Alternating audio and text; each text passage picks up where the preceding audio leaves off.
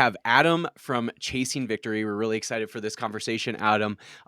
Chasing Victory is a band that I listened to back in the day when I was in middle school, jamming out to you guys. I remember all those bands on Mono versus Stereo. So good. But yeah, how are you doing today, Adam? We're really excited to chat. Oh man, I'm doing great. Excited to chat with you guys as well. Is that a Braves hat you got on there, or is that Alabama Crimson Tide? Oh no, this is Braves. Oh Okay, That ATL. is nice. All Braves. right. Okay, pretty good season they're having this year, aren't Yeah, they? hot Atlanta. They're hot as fire. That's right. Yeah, I I love try it. to tell every Braves fan this, but my cousin is actually one of the strength and conditioning coaches for the Braves, and he was like on the team a couple years ago when they won the World Series. So, like, I get used to Nice. I saw him like on TV and everything a couple years ago. It was pretty cool. That's great. We Jason, who's in Chasing Victory, he lives in Atlanta too, and we have a mutual friend who used to be the mascot that wears the big baseball head. Whew, So nice. No way. he gets he's not anymore, but he was several years ago. So, but he still gets pretty good seats every once in a while. He'll call and get us great seats. We got some great seats for the playoffs last year. Nice. Well, I can't Nice. This remember what wasn't a his. That's friend that was in too a band, cool. was it? I don't This know. is He's he was in not. Chasing Victory, right? No, I don't think he. Well, Jason was, but the friend that was Yeah. mascot was not. Oh, okay. No. Gotcha. What was his name? What was the bat? I can't remember the ball guy's name. Do you guys remember his name? The mascot. I couldn't tell you what No their idea. I don't mascot remember name at all. is. So let's chat about Chasing Victory. Obviously, you guys announced that you're going to be at Furnace Fest. We'll talk about that later, but we want to start at the very beginning of Chasing Victory. And so let's go back to those good old days. It's been over 20 years that you guys have, or 20 years ago that you guys started as a band, which might be hard for you to believe that it was that long ago now. But It yeah, it was is. over 20 years ago. I think it was like 2001 when you guys first started, and then it took a few years before you guys released kind of your first official album. But yeah, talk about those beginning years of Chasing Victory and how you guys came together. Yeah, man. I mean, it was. So there's six of us in the band now. Um, and but the six of us were never in the band together until after we broke up. But four of us that are in the band now, me, Michael, Jeremy, and Jason. Jeremy and Jason being brothers. We're all from the same town in South Georgia, and small town. Everybody pretty much knew each other. I knew of them. I didn't go to the same school as them, but I knew of them. And we had some mutual friends, and they had started a band, and it was called Bailey. I think it was called Bailey Drive when I joined, but it was called Bailey Drive. That was just the street we were practicing on. Yeah, we just set up in Jeremy and Jason's house, and and called Bailey Drive. We were doing like POD covers, Project Nice. 86 covers. I think we did a lot of Deftone stuff. This would have been 2001. And, I think we were freshmen in high school, something like that, sophomores in high school. And I knew Michael. Michael's a guitar player. And he invited me to come out and sing with the band. I don't know why they invited me to sing. I think they knew I played guitar or something like that, but I had never sang, never been in a band before, nothing like that. But they just knew that maybe I was musical. In small town, there's not many musical people. Anyways, long story short, we started jamming through the years and played just goofing around through high school, playing shows here and there. We cut this little record called Changing Lanes. I think it was a pun off of Bailey Drive or something. Um, but it sounds like what you would think a typical album would sound like coming from a bunch of 15-year-olds. But it was cool. Like we did it ourselves. We did it with a friend, from our hometown in the back of a church.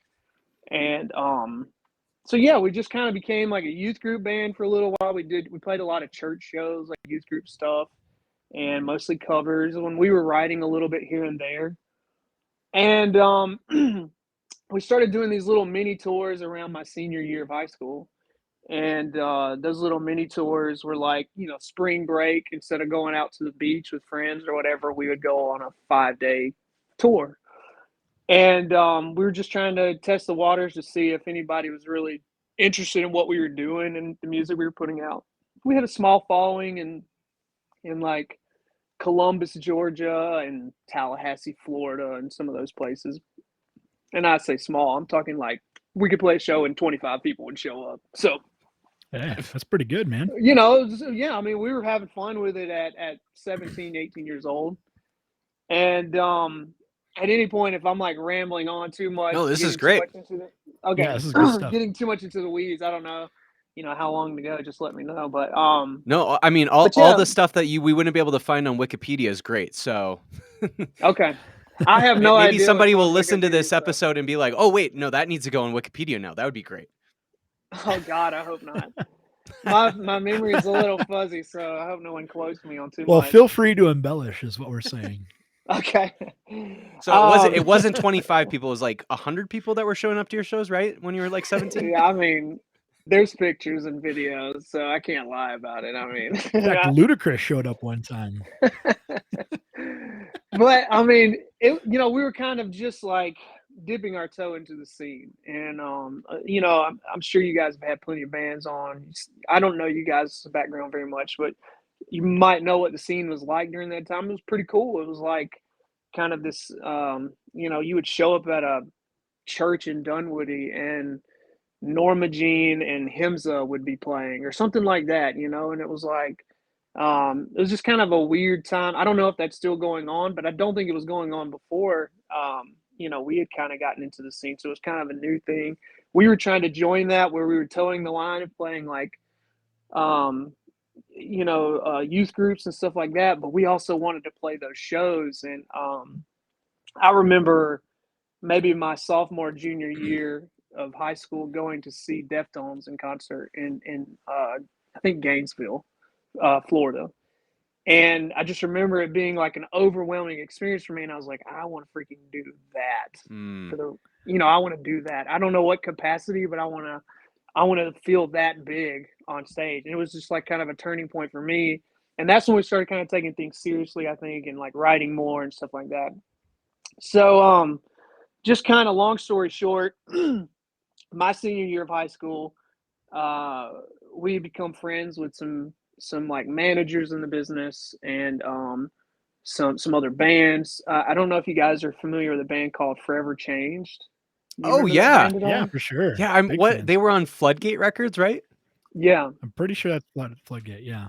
They I were mean, great. They were so good. exceptional musicians. Like still to this day, like for us to be that young playing with a band that was that exceptional, like just their musicianship was off the charts. But anyways, they were a really big help for us. Do you guys know, like with Blood Comes Cleansing?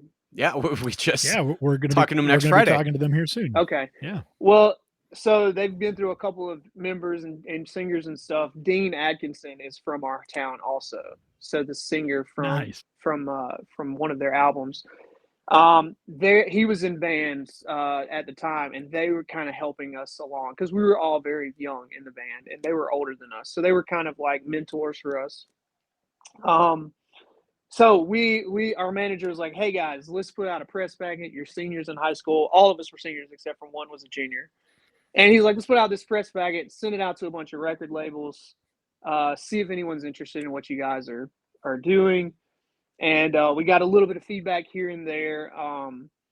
I think we got a little bit of feedback from Chad at Solid State at the time. I can't remember if it was for Tooth and Nail or Solid State. And then we had talked with Brad from Mono versus Stereo. And he was kind of telling us, like, hey, I'm doing this thing called Mono versus Stereo. It was very new then. He'd only signed one band, which is a band called the Evan Anthem, and was talking to the Showdown at the time. But he was like, I'd love to have a bunch of young guys like you. Like we could really build you into really whatever you guys want to do, like we have some freedom here at Mono versus Stereo. Plus we're backed by a bigger record label. But we can, kind of develop your artistry or whatever. And so, he really put a lot into us. We did a developmental deal with them and we wrote some of the worst songs. Oh my gosh. Like, like, and we were so, I don't know how it is for a lot of people with writing music, but for us, like whenever somebody was like, you guys need to go write some music, that's when we wrote the worst stuff ever. But when it just kind of came out naturally, and like when we were on tour or whatever, and we would just write stuff, like that felt better, and that ended up being the songs we used. But I just remember we did this developmental deal, seniors in high school, trying to like apply for college and all this kind of stuff, and then trying to write all these songs. I mean, we must have wrote 40, 50 songs, over the course of a few months, and then we went and recorded them. And I have like an audio file about all the music that we've ever recorded, stuff I write today, stuff I was writing like when I was a kid. That is the only stuff I have tried to delete, and I don't want to find it. Like, it's the worst. And I think the Chasing Victory guys would all agree with me in saying that. None of Just it's ended not our up like best on stuff. Spotify or YouTube, right? I hope not. I mean, I think maybe like one or two songs from those 40 or 50 we did that year ended up becoming something later. Um, but I think probably at that time, Brad we thought he was like, "What have I done signing this these kids have no clue." Maybe he heard one or two songs from us and was like, this could be something. And then he heard everything else we did and was like, But anyways, he stuck by us. He really believed in us. He pushed us. I mean, he kicked our butts. And then we did we started putting together 4 or 5 songs that were starting to sound more like our own sound. And that ended up becoming our EP that we released on mono versus stereo, called A Not So Tragic Cover Up. Still, I mean, these were songs we wrote when we were still 17, 18 years old. Wow. So, did you have that perception of yourself as maybe not like the best songwriters, like when you needed to be? Did you have that perception of yourself because of the scene that you were in? Because I mean, there are some exceptional songwriters in that scene. Or do you think that it really was just bad songwriting? I think it was just figuring out. I mean, we're so young. I think we were just trying to Yeah. figure out what we wanted to do. We were all bringing, there was 5 of us, plus we had a manager that helped with some of the songwriting, and now had a record label and producers and all these different people contributing. And we're just, I mean, we're kids. Like, we're just like, dude, I just want to do a couple riffs here and there. Like, we're still figuring out how to play guitar. Like, we're not, Right. Yeah. So I think it was just the pressure of it all. And there are some other instances like down the road where this theme of when the pressure was on, we couldn't. That was the worst time for songwriting. Which is Well, interesting it's kind because it's like some artists, when the pressure is on, that's when they write their best stuff. And Right. then there's some people, right, like you were talking about with yourself, when there's less pressure, when it's just coming out organically, that's when you write your best stuff. And it's really interesting how like different people operate differently when it comes to that kind of thing. it almost feels like like a comedian. If you were to like tell a comedian, hey, be funny, Yeah. like it's like I tell a think joke. it's like you start What do you trying to mean? do a formula in your head, maybe. And Yeah. I think for for music to really be like interesting, you have to kind of abandon the formula, and you have to like say, you know what, I'm just going to see what comes organically, naturally, whatever. Um, at least that was the case for us. Like when we just kind of were like in the mood, in the groove. I kind of have a phrase with my wife, like it doesn't happen as much anymore, but when I was in the thing of songwriting, she would know like he's there for a few weeks, and that's what he's going to do. He's going to go in the rooms. He's going to go in the back room when he gets home from work. He's going to record for 2 or 3 hours. Like it was just like the wheels were turning, and then when it was over, it was like it was over, and I wouldn't Yeah. experience that again for like a month or two. So Mm. it Would comes you in feel like waves for me. would you feel exhausted when you were done with Yeah, that like little creative journey for yeah. I the time mean, being? and I try to whenever I have those waves, even today, like I try to just get everything out that I can. And then, probably 20% of it is worth keeping and the rest is junk, but it's just like almost a process, just having to get it out, like fleshing out. Yeah. Well, But so go ahead. Something else I wanted to ask was we've talked to a lot of bands, especially from the South, and heavy music in the South in the late 90s, early 2000s was just going absolutely nuts, especially when we're talking about Christian influenced music. And every single one of the bands we've talked to said that they felt like they were on an island, that they were marooned, or that they were like isolated from the scene, and they felt like they were the only ones that were doing what they were doing. But you kind of alluded to this idea that maybe that isn't the case. Maybe it's just different based off of where you were at um, in Georgia there. Um, it is kind of an interesting thing.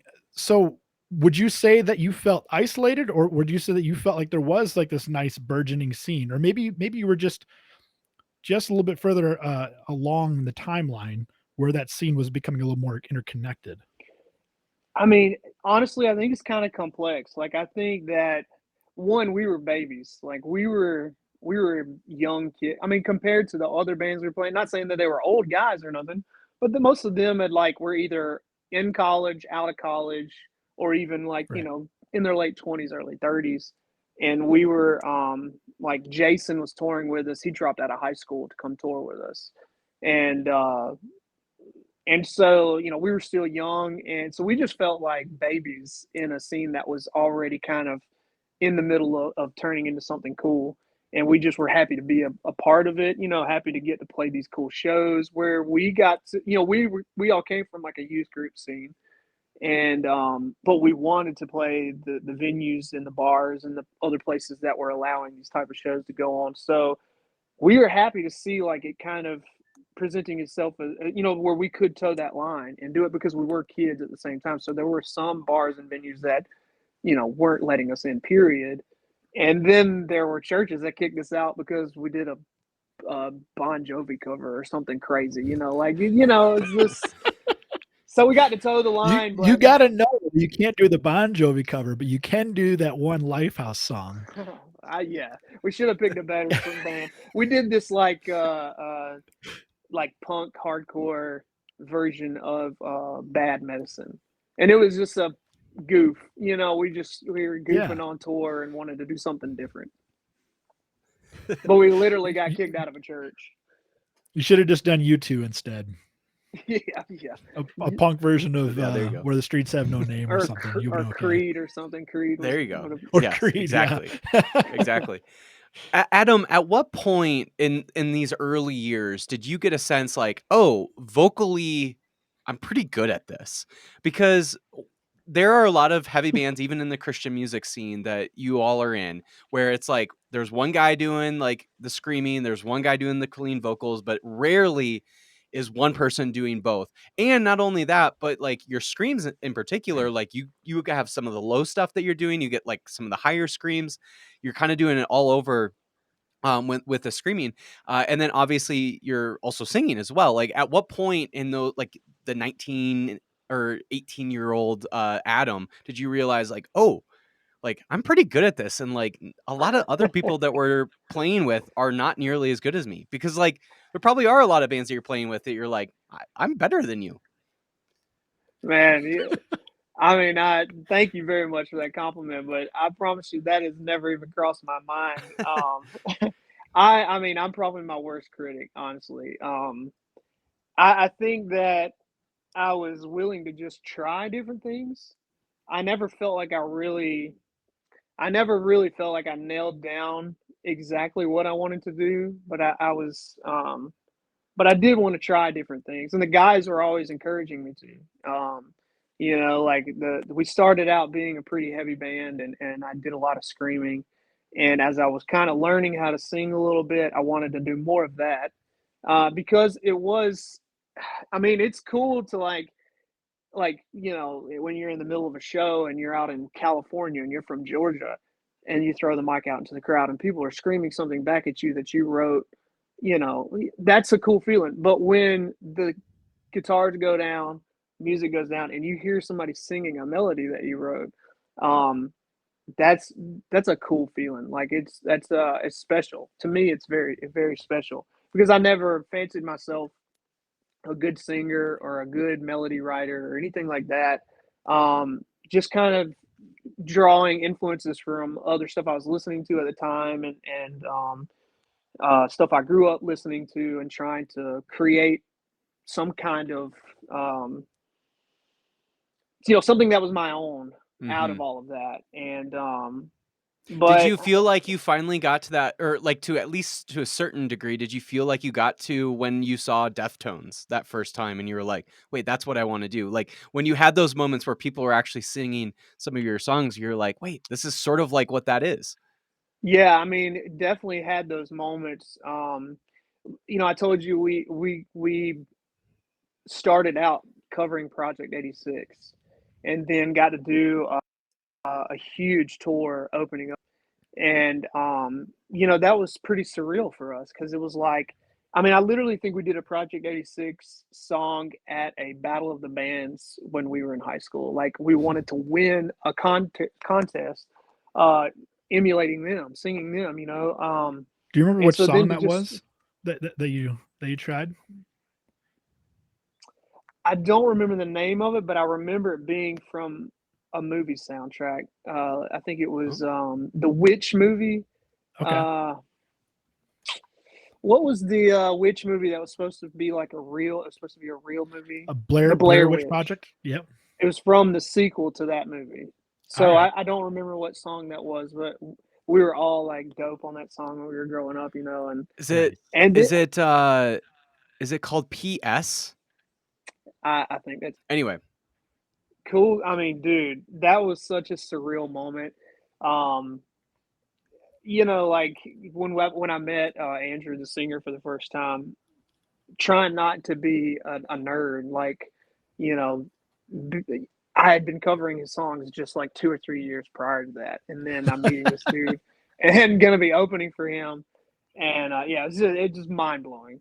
Um, so yeah, I mean, I think the original what was the original question you asked me? I'm sorry, I got so far Oh, off track. the original question was just like how, uh, like your sort of sense of like, hey, I'm pretty good at this. Like I'm not a bad singer, and I can do a lot of different things. And especially in the scene that you were in, a lot of those like tasks between like clean singing and screaming was divided between like two or three different guys, and you're doing it all by yourself. You're the good cop and the bad cop all at the same time. Well, again, I mean, the confidence was never there until we were live. In the studio, I struggled. I mean, I couldn't. The guys will tell you, like, I couldn't even have them in the other room because, like, when they patch the room noise back into your headphones, and you hear the guys laughing, you hear them laughing. You're like, "What are you guys Is that at laughing me? at?" And, yeah, you think they're laughing at you. They're just in there goofing off. But like my self esteem was just like shrinking, and but honestly, like we went into the studio for I call this abandonment with Nathan Dantzler, and we recorded it in his house. He had a great studio in his house. That guy, I mean, we owe so much to him in terms of our development, like just from going from our EP to our full length record, and then he ended up doing Fiends as well. You asked about like vocal development. I owe most of it to him. Like he whipped me into shape. Abandonment, he was very frustrated with me because I wasn't singing good. I was struggling, and I was trying to sing way outside of my range. There wasn't a lot of what is the word I'm looking for? I can't think of the word. Uh, it was just high. I was singing high all the time, and most of that I've realized over time came from we wrote all of our songs live, Yeah. and I'm just trying to compete with the Get guitar above. amps and the drums, and so I'm just singing with everything I've got. And then I get into the studio and I try to do that, and it's really tough. It sounds rough. So That's a really interesting thing because that's such an awkward moment because you've practiced it one way, you've done it one way, uh, and that live setting is way different than the studio. It feels so. most It feels like you're definitely, under the microscope in the studio, right? yeah, And it feels like you'll never get it right because that's right. you can't replicate that same thing unless you're doing it all live tracked or whatever. But that never happens anymore. Under a microscope is a perfect way to say it because every little every little fault in your voice is amplified, and so now you can't hide it under the distortion of the live guitars. It's out front, and so he really worked on me a lot with abandonment, and then it's kind of funny. Like he can I cuss on this podcast? Of Absolutely. course. Okay, I mean, it's not I'm his almost fault, but offended that you haven't yet. I try to clean up a little bit, you know. But I walked into the studio for Fiends, and we actually recorded Fiends in a studio in Franklin, Tennessee. And I walk in the first night and like hugging him, hey, how you been, Nathan? And we actually had to go that night and like set the studio up with his equipment because we're moving all his equipment into the studio for the sessions. And he's like, I'm doing good. He's like, I hope you're singing and not doing that screaming shit on this record. And so I was like, well, there's definitely a lot more singing on this, and I was like, you know, you're gonna help me. And on that record, we spent a lot of time doing the vocals for Fiends, and he really helped me develop a lot. Just try to like come up with my own techniques, and you know, having one record under my belt with him, knowing his style, knowing how he likes to do things. He was just a great producer to work with, like the coolest guy, super nice, like had us over to his house and stuff all the time. And would spend, you know, 12, 14, 15 hours in the studio every day, no Wow. days off. Like just a great, hardworking dude. And he's done some amazingly huge stuff, multiple Grammy winner, just a Wow. cool guy. That's awesome. Would you say that he kind of like just basically taught you how to sing within yourself? I think so. I think I had a vocal coach for a little while, like when I was like a senior, junior in high school. And she kind of showed me the basics of like, you know, the technique of singing, how to not blow your vocal cords out, stuff like that. And and then like how to posture your mouth and stuff like that for certain sounds, which, you know, kind of goes out the window when you're doing like hardcore, you know, but it can't help in the studio some. And then Nathan was really the one that just took it to the next level. Like he's like, none of that, you're not doing that crap anymore. We're gonna have a dynamic. That was the word I was looking for earlier. Dynamic, You're sure. gonna sing with more dynamic, and instead of just up in the rafters the whole thing, like we're gonna work on melody and all this kind of stuff. So he was crucial just to the singing, the drumming, the guitars, the development of the songs. Just a really almost like another member of the band. I mean, Wow. That's pretty yeah. cool. That's got to be something that I'm sure you're very thankful to have as a young artist at that time. Oh, I mean, it was priceless, and I think, you know, for what he was, maybe I'm not supposed to say this, but he probably did it for a lot less than he was used to doing stuff for, because we were, you know, we weren't anybody special. So it was one of the coolest experiences ever. Sure. I dig it. So you guys released the two albums, and then things happen and you break up basically, or at least like go on a hiatus. And you want to talk a little bit about kind of that part of the story of Chasing Victory? Yeah. So we'd gone through a couple of member changes, not too many. We had our manager kind of toured with us a little bit as our bass player. And he told us, you know, it was going to be temporary until we could find somebody, but he ended up staying out with us for a while, and then ended up helping us write some. Jason continued to help us write some for I Call This Abandonment. And even though he decided to leave the band and go back to get his diploma, GED, and everything, and then he started college. So then we recruited our buddy Chris Cargile from a band called Ascension and Escape. They were a band from Columbus, Georgia, that we played with all the time. Um, Part of them, so they broke up and became three bands, I guess. So he joined us. Some of them became With Blood Comes Cleansing, and then some of them went into another band that I can't think of their name right now. They were really good too. I can't think of their name. They were like a three-piece southern rock band, but yeah. So that ended up. Chris came and played with us, and then who else left after that? So that was when Matt, our manager, left, and then when Jason left, that's when the singer from With Blood Comes Cleansing again, Michael, had a friend that he knew from his hometown named Chris Crutchfield, introduced us, said he played bass.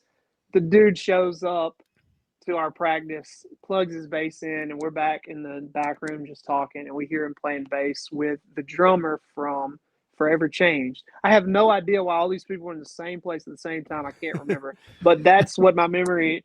The guys might call me out and be like, "You were way off base, dude." But I think I remember that correctly because the drummer from Forever Changed was phenomenal drummer. And then we hear Chris Crutchfield in there playing bass with him, and we're like, he is so effing good. Like, oh my gosh, he's so much better than all of us. Like, should we ask him to play guitar for us and one of you guys move to bass because he's so much better. And we were like, either way, he's joining the band. And so after like 10 minutes of deliberating, we walk out and we're like, dude, if you want it, you got it. I don't think we even let anybody else try out. Maybe we did, but I don't believe so. So anyways, that was kind of the way everybody came into the band. And then at the end, the five of us were on tour with, I can't remember which tour we were on when Michael, our guitar player's dad, passed away. And it was a very sudden thing.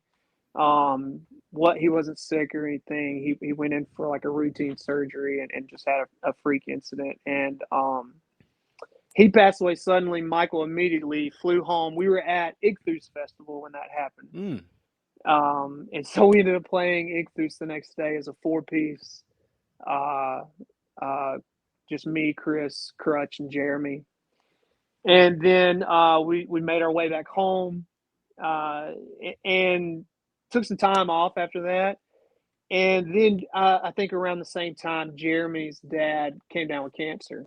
And so I think just the feeling of like wanting to get back home and be with our families. We had been touring pretty solidly for like 3 years at that point. Not to be a bummer, I know it's such a bummer to our story, but that was kind of what brought us back home. I had recently gotten married, and so once we didn't really decide we were going to break up. I think we just said we need to go home. We need to spend some time at home. And we were on tour with Showbread and Showdown at the time. And we picked the worst possible place on the tour to break up, which was completely out west. Oh, man. And yeah. And I just remember, it's kind of a hilarious story. So can I tell a short story within this story? Of course. Absolutely. To dig us out of this huge bummer I've put us in. So do you guys know a band called Sons of God? I don't think so. I don't think so. Okay. I heard him on this guy I'm going to tell you about on a podcast recently. I couldn't remember if it was your podcast. But anyways, a friend of ours named Aaron, he was in this band called Sons of God. And before that, he was selling merch for us and just hanging out with us on tour. He did like guitar tech for us and just became a really good friend of ours. Well, he was a huge fan of ours. And that's really why he wanted to tour with us. He kind of bounced around to a few other bands and hadn't really found his place yet, but really loved just being on tour with us. Great musician, great singer. So we're on this tour with Showbread and Showdown, and we get out to like New Mexico or something like that. And he wasn't on tour with us at this point. But Michael's like, we're out on tour. Michael says to us, hey guys, I've been talking to my family with dad gone. I think I'm going to go back home. I think I'm going to call it quits and chasing victory. I love you guys, but I just need to I need to get home and just be with my family. And we were all like, absolutely, we understand. Like, we completely understand. You're the rock of this band. We love you. We're going to miss you and all, but we want you to be happy. So we started thinking like, well, what is our succession plan here? How are we going to keep going? And Aaron came to all of our minds. What about Aaron? He's a great guitar player. He can sing the parts that Michael sings and all this kind of stuff. He knows our songs. He's toured with us. We know we get along with him. Pick up the phone and call him and be like, hey, man, what do you think about joining Chasing Victory? And he's like, just screaming his lungs out, oh, my God, Mom, Chasing Victory. They want me to play. Like, he's bringing his mom into the room. We can hear him like screaming on the phone, and he's like, dude, I don't know what it was. Something told me you guys were going to call me. And he's like so happy and everything. And we were so happy to tell him, like, because we were, genuinely excited for him to come join the band. And so like a couple hours passed, we get off the phone with him or whatever, and we start chatting, and we're like, dude, I don't think we can do this without you, Michael. Like, he was such an integral part of the band, just for so many reasons, and kept us all sane on tour. I mean, I don't know if you guys have ever toured before, but it is hard to stay sane at all. I mean, when you're broke and you're in a different town every night and you don't know if you're Sleeping gonna in get Walmart paid. parking lots. Yeah, man. Hanging up your white T-shirt in the van, and then you got to put it on the next night for a show, and you haven't washed clothes in a month, and you got to be creative to stay sane. And Michael was that guy for us.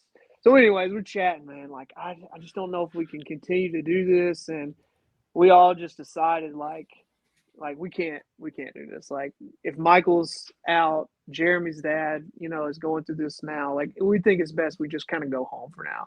And then we're like, oh shit, we gotta call Aaron. Oh man. And so Aaron, and so we had to call him, and he was like, "You guys have broken my heart."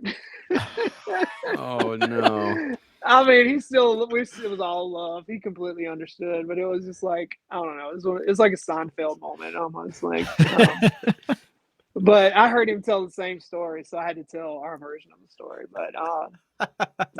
But anyways, this kind of the silver lining to our breakup. We got home. I was married. I got home and got a job.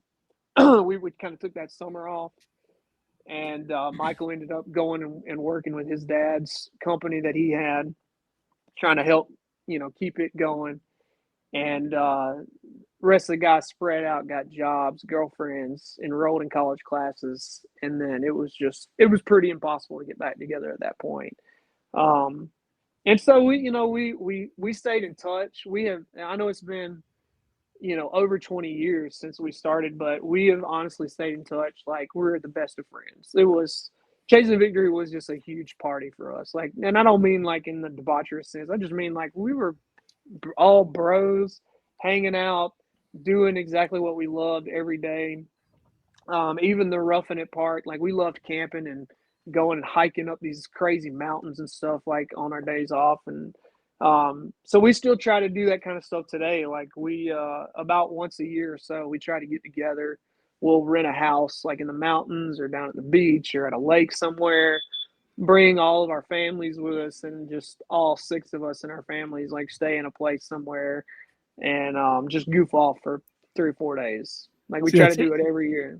That's interesting because it sounds like the perfect excuse and opportunity to make some music. Yeah, it sounds like you're doing You everything would but think. recording. So we tried to make some music. We originally started doing this at my house. Before I moved to Atlanta, I lived down in South Georgia, and I had a farmhouse, pool in the backyard, extra bedrooms and stuff. And so that's where we originally started doing it. We didn't have to rent a house or anything like that. Guys would come stay with me, and we'd try to jam a few songs out here and there. But then over the years, it just became like, hey guys, don't even bring your instruments. Let's just barbecue and have some suds and let the kids play in the pool. Maybe the guys would bring like some guns out, or we can go shoot out on the farm or something. There we go. Just have fun. So that's what we do now. When we practice for Furnace Fest, we go back to the farm, just the 6 of us. Do you still have a farm? Yeah, so I have a farm with my family, and I used to live on it. I don't live on that house anymore, but we just go down to that farmhouse and bring our guitars and our guns and make a weekend out of it. That sounds like a blast. That's fun. Sounds like my house. Poles. Yeah, pretty much. Exactly. That's great. Love it. Well, I mean, so we'll want to talk about Furnace Fest, but it sounds like you guys are in a really good place, and it's been a number of years. And I know you guys did some some music in kind of all these intermittent years and everything. But yeah, like, could we potentially expect something from Chasing Victory besides just this kind of one-off show with Furnace Fest? No, I mean, this is. I wish I could say yes. Honestly, I wish I could, tease people, but this is just something we feel honored to do. Like, this is we had no expectations of playing together, doing shows. This was just something that when they reached out to us, it was like, you know, hey guys, this is, and they kind of showed us the feedback from like, I guess where they had polled, did people want to play? Who did people want to play next year? And when we saw like there was so many people that wanted us, had kind of voted for us, I guess, to play. It was just an honor. Like it felt like a really cool thing, and we felt like, man, like we should do this just for the experience. All of us are down for that, And Chasing Victory was never really about like a career or becoming like the biggest band in the world or anything like that. I mean, all that would have been great if it would happen, but it was from the day one, like hanging out with those guys and just jamming music, doing what we loved, meeting all these insanely cool people all over the country and in Canada and stuff like that. I could have never gotten that experience going to college. Right. It's just a once in a lifetime experience. And so that was what it was always about for us. But to answer your question, I'm sorry, I get off track so easily. I'm a space cadet. Uh, no new music, I don't think. I mean, I never say never, like Well, you said I'm you were always, right. You said you're still writing some music, right? Yourself. I do when the itch comes, I scratch it, man. I can't say that all of it would make sense for Chasing Victory. I love all kinds of music, so I've dabbled in a lot of different stuff. Most of it's crap. Like it will never leave my Dropbox account. But it's fun to like go back and see where I was like 5 years ago or 10 years ago or whatever, and I'll find little nuggets here and there and I'm like, dang, I hit it. That was the spot. Like I scratched that itch right there, and so I write here and there. Jeremy does some writing here and there. I think Cargyle does some writing here and there. Michael does. Jason and I have wrote together because we're here in Atlanta over the last few years. But it's just we don't really have any aspirations for like what we want it to sound like. We just get together and like, what you jamming lately? Lay something down. Is it on a keyboard? Is it on a guitar? Is it on a drum machine? What does it sound like? I don't care. We'll figure it out. Yeah.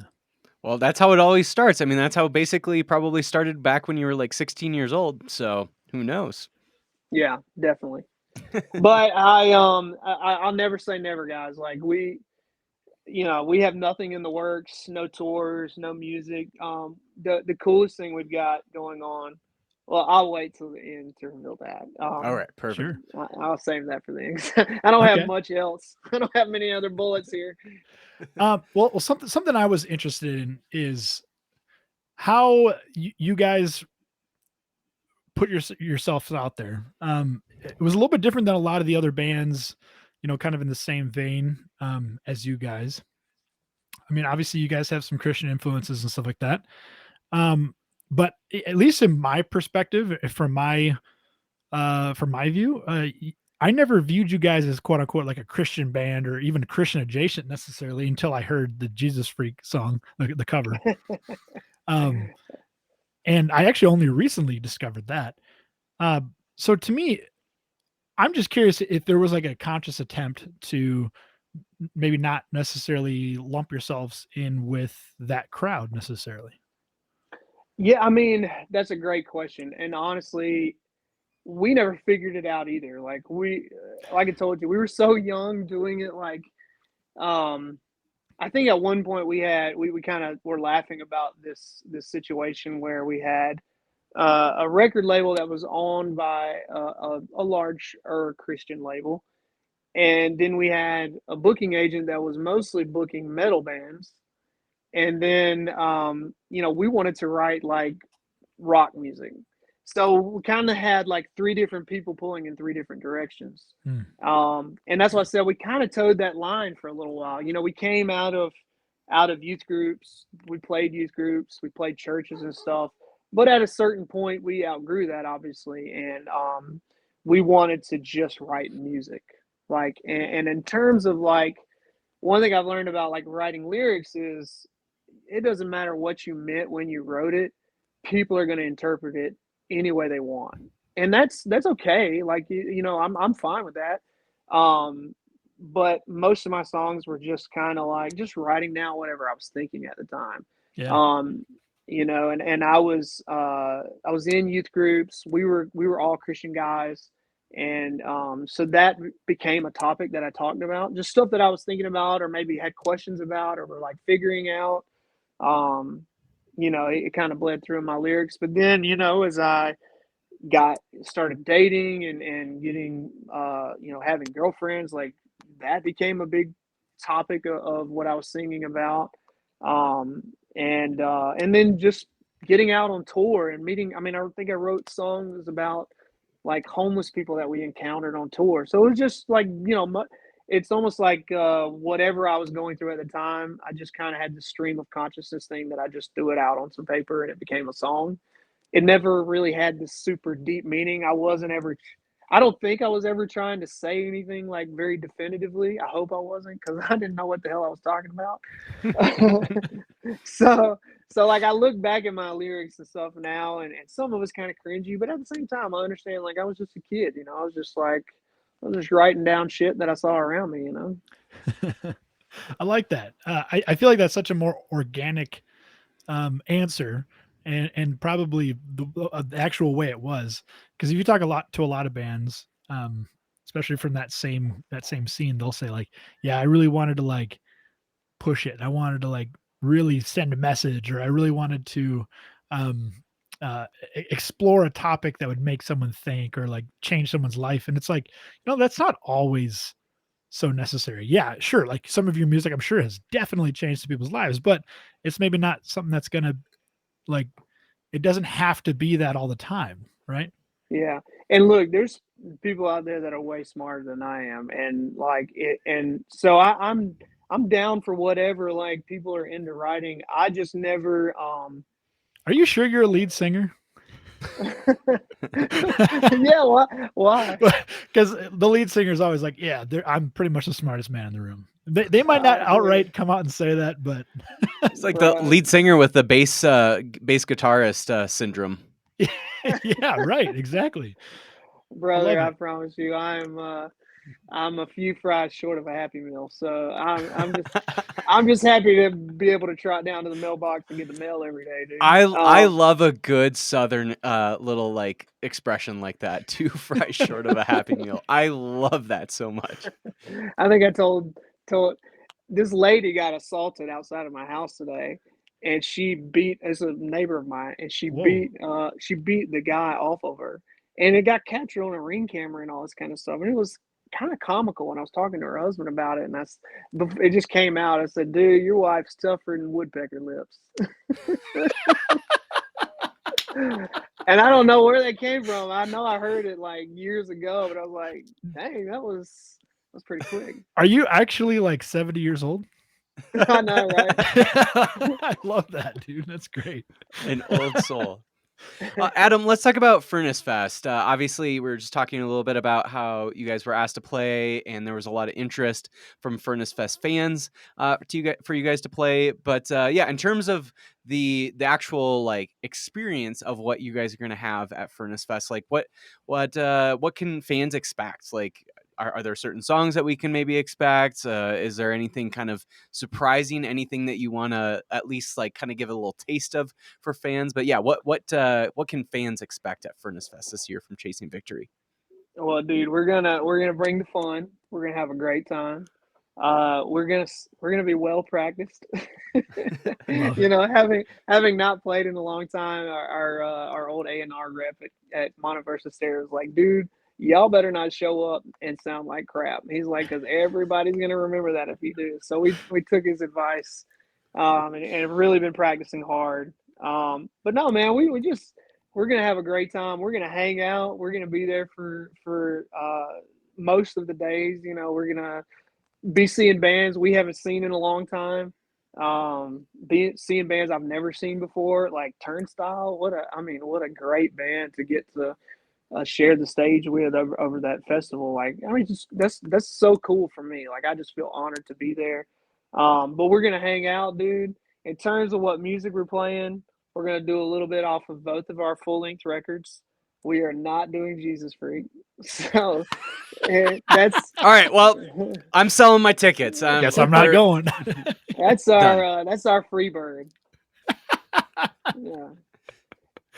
So we're not doing that. What if Cullen and I heckle you guys enough in between songs to play Jesus Freak? Would you play Jesus Freak? I don't think we could strum the first note of it if we tried. That was an experience. Brad, our A&R guy, is going to hate me for saying this, but we did not want to do that, and we tried to get out of. It was a cool thing, but like I kind of explained, like trying to get out of the youth group thing Yeah. and trying to become like, we felt like kids, but we wanted to kind of grow up, and we wanted to be. We were like Britney Spears, we were tired of everybody seeing us as this young girl. We wanted to be a woman. And That's right. That's right. Chasing sorry, Victory wanted to be a woman. You heard it here first, folks. clip that. But we we were trying to get out of that scene and trying to become our own band, and they asked us to do another. It was for Goatee Records because Toby Mac owned Goatee Records, and it was all supposed to be an homage to him.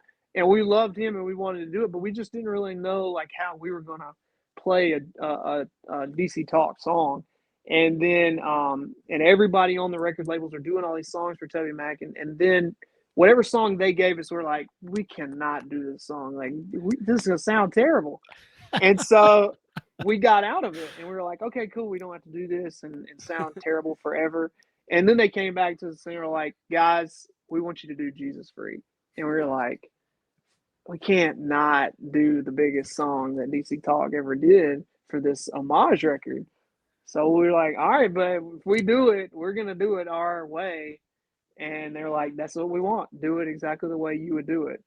And we tried our best, man. I think we didn't have much time. It was like already to a deadline. We went into the studio, and this guy we'd never met before threw it together in a weekend, and and then it ended up becoming like a kind of a underground hit for us. Like, not a hit, you know what I mean? It was Yeah. like, it was one of our more popular songs. At I think least it they was at didn't the try to top of talk you our. into doing. At least they didn't try to talk you into doing Colored People or something like that. Oh my God. That was probably the original song they asked us to do. And I was like, guys, come on. We'll Come do on, Jesus guys. Freak. Yeah. I love it. So you mentioned that you're looking forward to Turnstile, and you said that you guys are mostly going to be around kind of the entire weekend. What are some other bands that you're looking forward to seeing, knowing that, like, a festival like this, I mean, like, you don't really get many chances to see this many bands that and bands that you really want to see that maybe you haven't seen before. So yeah, what are some of those Yeah. bands? Well, mostly, I mean, I'm just looking forward to seeing our friends. You know, with Blood Comes Cleansing, those guys are wonderful dudes. Love That them should be so a great much. set. Yeah, and they're like our brothers. We played together so much, and like like I said, our bands have similar DNA and all. Um, Plea for Purging, love those guys. I So saw great. he was on you guys' podcast Mm-hmm. Yeah. recently. Yeah, we love those guys. I mean, have you guys ever seen our video Lunch with Dozer on YouTube? Yeah. Yeah. Yeah. Just like meeting guys like him, that's the whole reason we did it. Like, I mean, that's the best part about it. So looking forward to seeing those guys. I saw Sparta's playing. Yeah. Mm-hmm. Is that right? That's gonna be Mm-hmm. I fun. mean, I don't know how they swung that, man. I thought Sparta was huge, huge band. Yeah, I they could be are. wrong about that. But I grew up a big At the Drive-In fan, and I know they have some DNA from At the Drive-In. Mhm. Sorry, you put me on the spot, dude. I'm No, trying to you're think of good. some Oh, more Those are all bands that are great bands playing. to go see. I mean, Is those are ACB ticket playing? sellers. What's that? Is City's Burn Yeah, playing They this are yep, year? they're playing. Yep. playing. I thought they were playing. Want to see those dudes. We got to play some shows with those guys. Wonderful, like salt of the earth, Louisiana bros. Like, love those guys. So yeah, man. I mean, I'm excited to be hanging out and seeing everybody that's playing. I know we're gonna probably be there some Friday for the big heavy show. You know, I want to see with Blood and Plea, and then I'm gonna come Saturday for Turnstile for sure. And is Sparta playing Saturday too? I don't remember exactly. think so. We can go check her real quick. Yeah, think and it's- then we're playing Sunday, but I don't know what time yet. I think we're Sparta playing plays Saturday. Okay. Yeah. So Yeah, usually they don't put out the times until like 2 weeks before or so. Yeah. so Dude, yeah. and you guys actually got the worst member of Chasing Victory to talk about Furnace Fest because I'm like going as a fan. I'm not like in the loop. Like the guys, they all know what's going on, what time we're supposed to be there, and how many tickets we got. I have no clue, dude. I've just been like chasing trees around Atlanta all month. Hey, you got to do what you got to do. Yeah. Chasing trees, chasing victory. You know, that is what it is. That's right. Big, That's right. Big But now it is time to chase your top 5 most influential albums. So I'm excited for this because I feel like you're probably the kind of person that's going to draw from a whole bunch of different influences. Now this is your personal influences, albums that changed you as an individual, as an artist.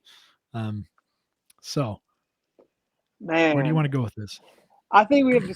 So we mentioned Deftones, so I think we got to go. Yeah, you got to start with the Deftones, right?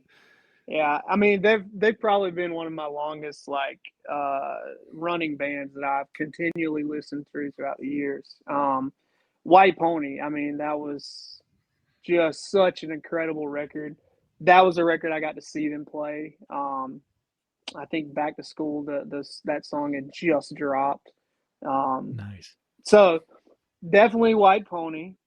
I have a favorite record that now that I've had kids, I can't listen to sad music anymore. It like makes me emotional. Elliott Smith XO. Oh yeah. So that's gonna be one of my top favorite. I listen to that album every day on tour. Chris Cargile turned me on to Elliott Smith. And I burn a hole in that CD, like listening to it every day. Most CDs already have a hole in them, so burn multiple holes. I was reaching for a Southern saying that wasn't there. So. Oh gosh, I knew we were gonna get here, and I was gonna get stumped. Oh, let's see here. I'm gonna leave so much out, and I'm gonna be so mad when I get off. You know, that's all right. I'm gonna have dreams like, why did you think of this, bro?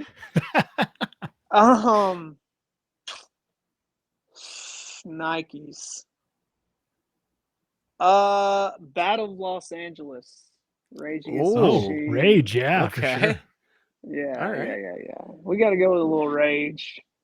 This is so eclectic right now. I love it. Yeah, you get from like Elliott Smith to Rage to Deftones. That's you're already starting to get Chasing Victory vibes. Oh yeah, dude, Rage was huge part of CB vibes. Oh, I got a great one. Cave In Antenna. Oh man, that's my favorite. Yeah, now we're talking. That's my number one of all time. Really? Wow. Yeah, definitely. That's and incredible. It was actually Forever Change that turned me on. Forever Change wasn't really a heavy band, and they turned me on to Cave In. That's interesting. That's cool. Huh. That one changed my life. Did you see that they're playing with Converge, Cave In, and Botch? They're doing like a little mini tour, like one show or something like that soon. So that's going to be a hell of a show. I think they've had maybe one of the guys in Converge is in Cave In now or something like that. Yeah, the bassist of Converge, who also I think does some screaming as well in Converge, but he is like one of the lead people or one of the people in Cave In. Okay. Yeah, Brodsky, like he's the rock god to me. Like he is he's my James Hetfield. Like he's I think he's probably the most underrated dude that's ever done it. I mean, I think he's been to rehab less though. Probably. He seems like a pretty just chill guy too. Like maybe that's totally, why, yeah. Maybe that's why he's not as big as he should be. But I've loved Cave In. I love the other band he did. I'm drawing a blank. More recently he did. I've been a huge fan of his for probably 20 years now. So Antenna's at the top. That's number one for me. I think you got one more, right? Yep. Yeah, Choose wisely. I gotta get outside of the rock genre for this one. Let's see here. ABBA. I don't want to say something where people are gonna be like, okay, he's a douche. Like, come on. like Miles Davis or something. Like, I don't listen to Miles. Oh man, I mean, that doesn't make you a douche. he's With the greatest jazz artist of all time, but if I that would make said, you a douche. I have a friend that said that, and I called him a douche, so I feel terrible now. But Now, okay, well, if you were to say Dizzy Gillespie or something like that, so like someone who's like in that second tier of like the greatest jazz artist ever, then I maybe would say you're a douche. But well, I mean, he's no doubt about it. Miles is great. He's the best that ever did it. But it's just like, yeah, this guy don't even play the trumpet. Come on. No, I'll tell you what. I've got a band that I've listened to a lot over the last few years. It's become one of my favorites. A band called Greyhounds. They're a lesser known Greyhounds. band from Austin, Texas. I know Grey Haven, but Greyhounds does not sound familiar. They have a special place in my heart for a lot of weird reasons. Two-piece band, very strange. A guitar player and a keyboard player, but they play some of the best songs. I mean, write some of the most incredible songs, all reminiscents of like Motown and blues and stuff. And Nice. but they have a record. I want to say it's called Accumulator. Yep, they've got something like 2014. that. Okay. I don't know if that might be the wrong one, but I could listen to every one of their songs. I literally just put their band on repeat and listen to it for weeks at a time because every song I love. So they're one of my favorite bands of all time. Sweet. I'll be checking that out. That's up my alley for sure. And the voices are going to throw you for a loop at first because the dude's voice is like nothing you've probably heard in years, like almost like Barry White or something crazy out there. Oh, it's deep. Huh? Yeah, like Joe Cocker or Barry White, something real bluesy sounding. All right.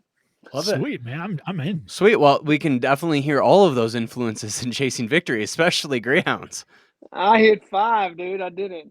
You did it. Yeah, you did. You did it. It's got to feel good. Adam, what do you want to plug? Obviously, Furnace Fest. You guys are going to be playing. We're really, really stoked to see you guys there. But yeah, what else do you want to plug? So I would love to plug, like, we are actually going to press a vinyl for, I call this Abandonment, and sell that. And it may be available now. I told you guys I'm so out of the loop. I don't think it's available yet, but it will be soon. And we will have it available for Furnace Fest.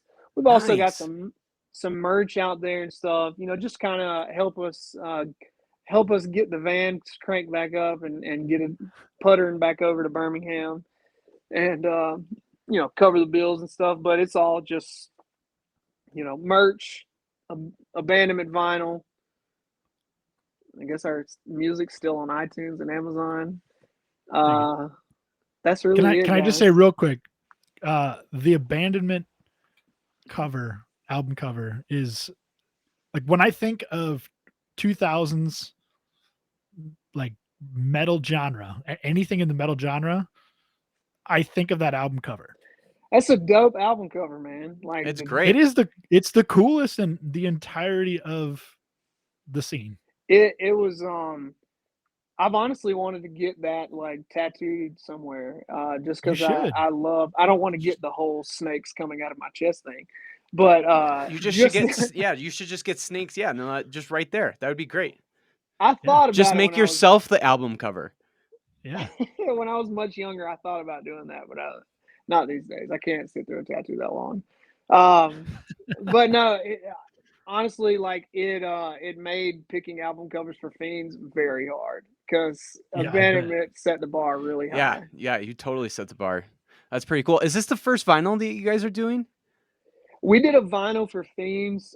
We sold a limited amount, and we pressed like several hundred, and then I think we sold out of those pretty quick. So we did a few more hundred. And so our record label, they're still up and going and everything, and they press things from now and re-release things and stuff. So it may come back available. We may do it again in the future. But this is the first time we've pressed Abandonment. Nice. Sweet. Fun. Wonderful. Adam, Love it. is there anything else you'd like to plug? I forgot one more merch item we're gonna have is some special Ooh. scented candles. Okay. Oh, Chasing really? Victory, yeah, special candles, man. We tried to get smells from our old tour van. We also got Oof. some Oh, smells from our trailer where we kept our clothes. oof. And then we also got some smells out of Michael's beard. So Oh, all very unique Chasing Victory items, exclusive items that you They can. would have to be very exclusive because I can't imagine too many people really wanting these scented candles.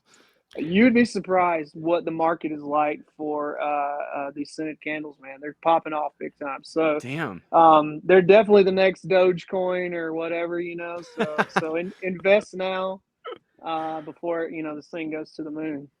Damn. I feel like that's an untapped market. I think we have candles for the bathroom, we have candles for the bedroom, we have candles for the living room. We don't have candles for the garage yet, and there needs to be candles for the garage. I think that's where I'm going to put mine.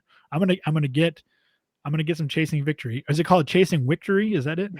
Yes, that's exactly it. You guessed it right on the head. Chasing Did I Victory. actually guess it? That's amazing. I love Damn. it. Yeah. Yeah, my Chasing Victory candles are gonna go in the garage so I can have a pleasant smell of tour van while I work on my El Camino. You'll smell some hits of Doritos and Mountain Dew and Michael's beard candles. So Oh, I love it. Can we it's expect these nice. at Furnace Fest?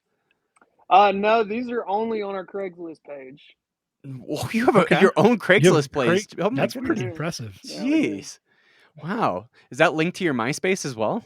It is. You can find, that's where you can find our hits on MySpace, and that'll link you to our Craigslist page. Nice. I love it. I'm in. I am I'm in. all about Like this. Flynn. Love it. Love it. Well, Adam, thank you so much for chatting about the history of Chasing Victory. I'm glad you're already smelling one of your candles. I'm sure it's going to be great. And we're really, really stoked to see you at Furnace Fest. I'm sure we're gonna see you there. We'll give you a big hug when we see you. All right. Heck yeah, man! Looking forward to it, guys. Thank you so much for this. I had a great time. Love it. Us too.